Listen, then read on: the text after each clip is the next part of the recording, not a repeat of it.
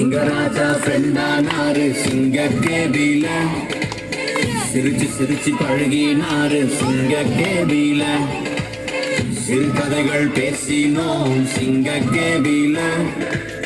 சிங்கார நடுக்கோட்டம் சிங்க கேபில தரியோ ராஜா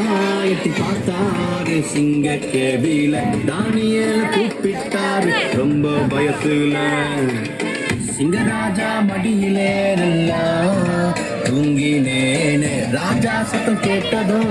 துள்ளி எழுந்தேனே நீதி செய்த தேவனை சென்று துதித்தோம் ஜீவன் தந்த தேவனை பாடி துதித்தோம் நீதி செய்த தேவனை சேர்ந்து துதித்தோம் ஜீவன் தந்த தேவனை பாடி துதித்தோம்